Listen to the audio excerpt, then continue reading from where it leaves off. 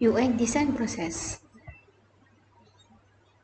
UX Design Process merupakan proses iterasi desain untuk dapat meningkatkan usability dan interface desain yang lebih optimal. Hal-hal yang dilakukan dalam UX Design Process yaitu 1. Mencari permasalahan dari aspek user atau bisnis. 2. Mengumpulkan dan menyusun data dari user atau bisnis. 3. Brainstorming ide dari permasalahan dan data yang ada. 4. Membuat solusi desain. 5. Melakukan tes dari solusi desain. Stakeholder yang terlibat dalam UX design proses yaitu ada product team, sponsor, software engineering, dan design team.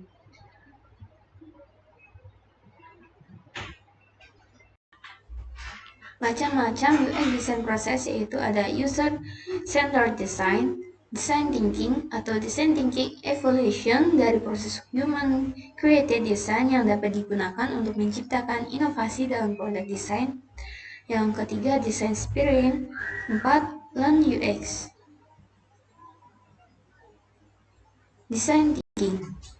Design thinking ada 5 faktor dari design thinking. Yang pertama, empathize.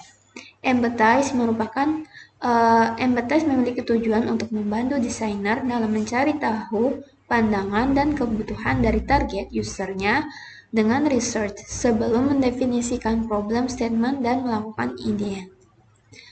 Define yaitu informasi yang telah dikumpulkan selama tahap empathize, dianalisis dan disintesis untuk menentukan masalah inti yang akan diidentifikasi. Tahap define ini sangat membantu untuk menyelesaikan masalah customer karena telah dilakukan penetapan masalah. Define ini meliputi user point dari user. Pain point dari user yaitu mudahnya terdistract ketika belajar, tidak ada waktu untuk belajar, banyak iklannya jadi susah untuk belajar, terlalu sibuk sehingga tidak ada waktu belajar, saya tidak suka dengan UI-nya, materi tidak jelas, kurang motivasi untuk belajar. Ini adalah merupakan contoh-contoh pain point dari user. Kemudian target user contohnya yaitu meningkatkan minat belajar, mempermudah akses belajar. Poin-poinnya yaitu contohnya meningkatkan minat belajar, mempermudah akses pembelajaran, meningkatkan revenue, mempermudah pengguna dalam belajar, membantu pekerja untuk belajar lebih rajin. How make we? Jadi apa yang harus kita lakukan dalam design thinking? 1. Yaitu harus mempermudah pengguna dalam belajar. 2. Membantu pekerja untuk belajar lebih rajin. Lalu design thinking yang ketiga yaitu ideate. Tahap ini merupakan tahap untuk menghasilkan ide. Semua ide-ide akan ditampung guna penyelesaian masalah yang telah ditetapkan pada tahap define.